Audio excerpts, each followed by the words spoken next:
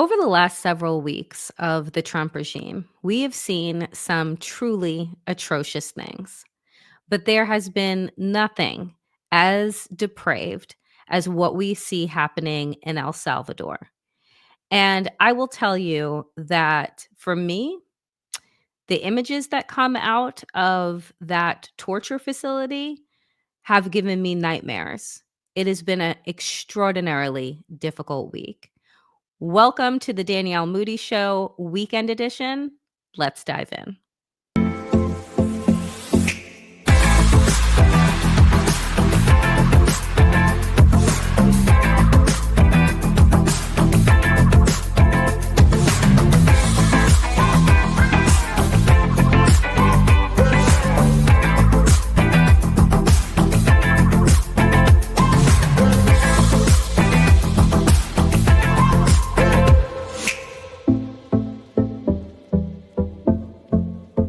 The Trump regime has been working overtime to drag us back to the 19th century, from their stance on anti-vaxxing to their treatment of women, to the outright erasure of Black history.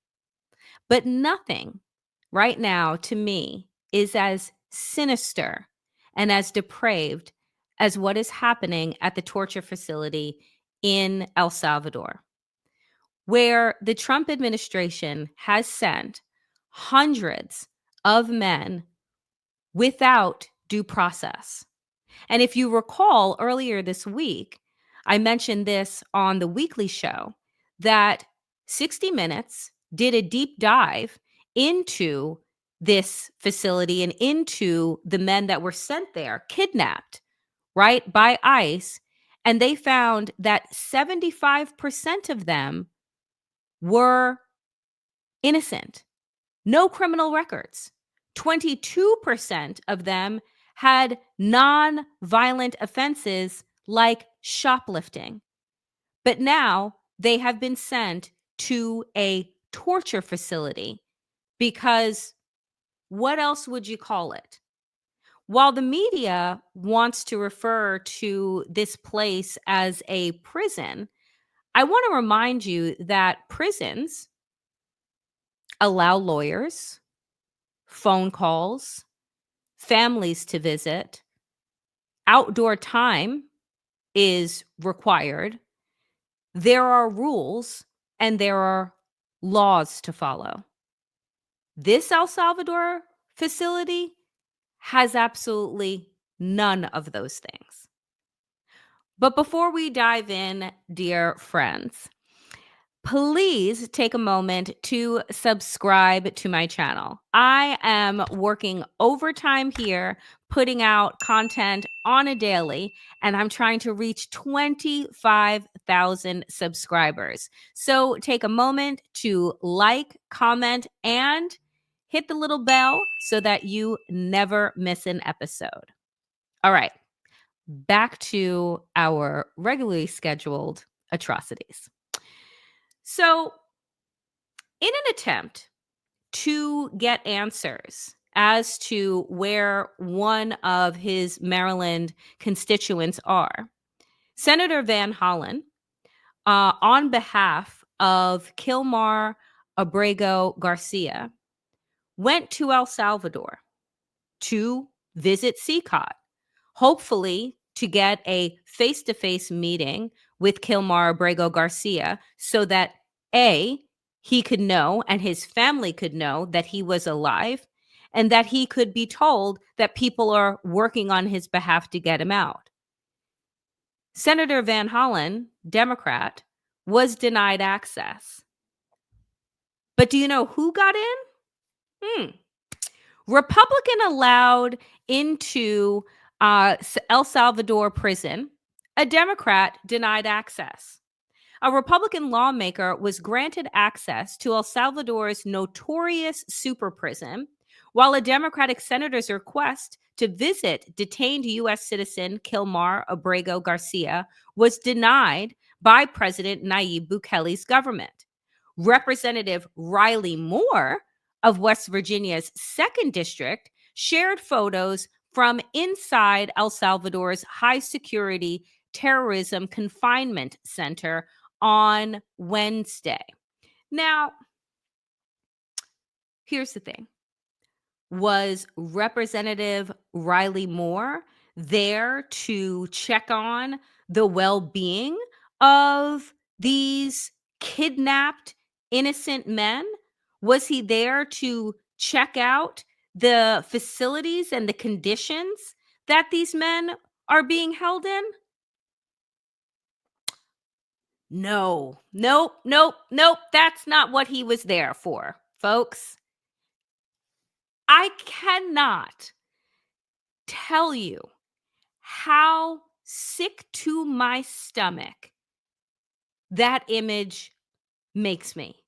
When I saw it come across social media, I was absolutely stunned.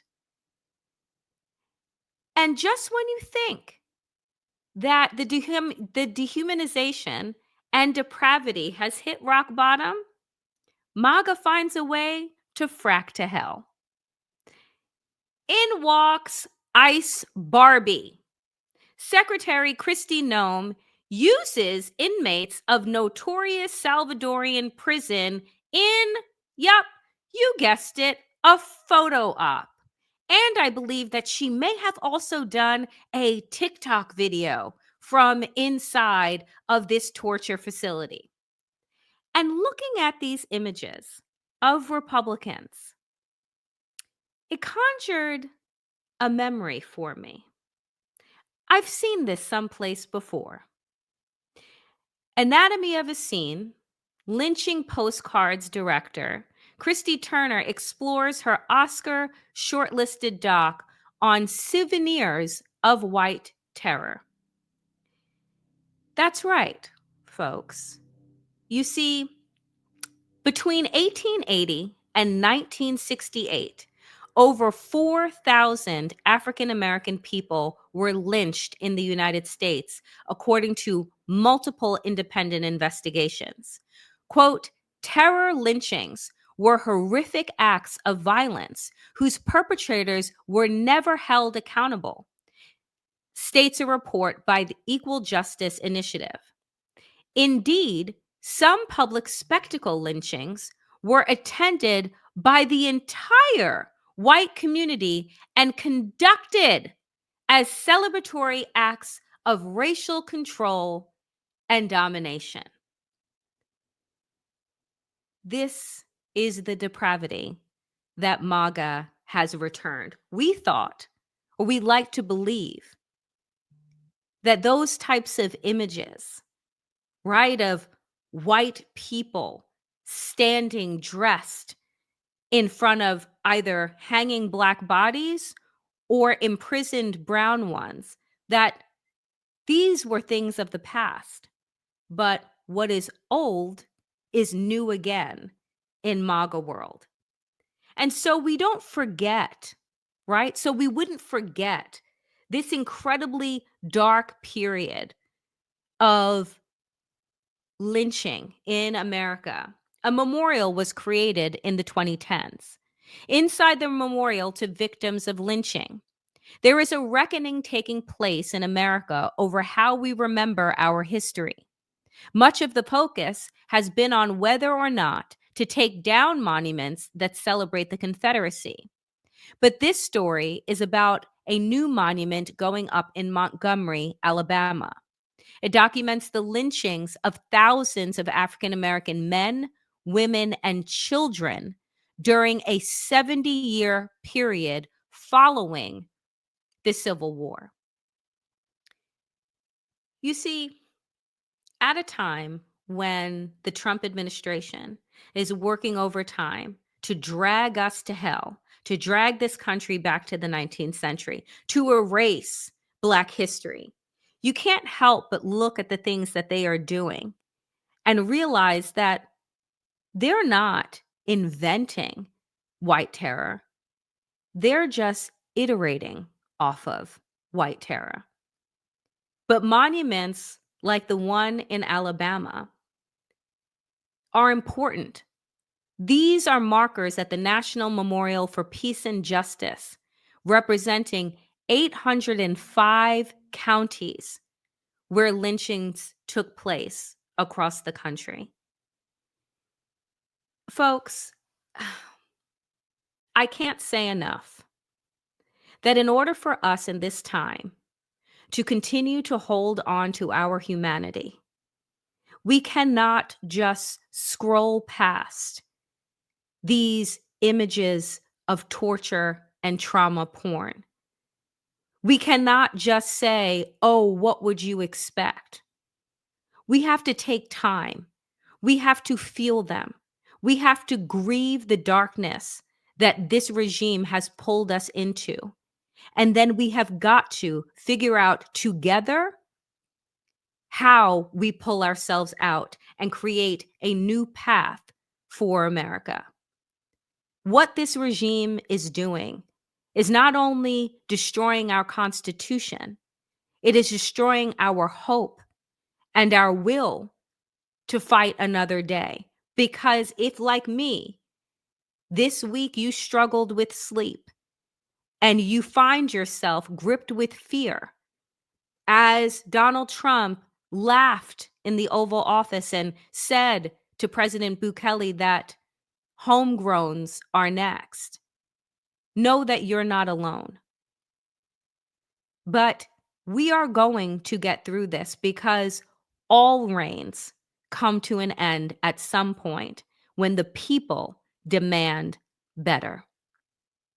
That is it for me today, dear friends, at the Danielle Moodie Show Weekend Edition. As always, power to the people and to all the people power. Get woke, stay sane, and in these extraordinarily dangerous times, dear friends, do stay safe. Please take a moment to like, comment, and hit the little bell so that you never miss an episode.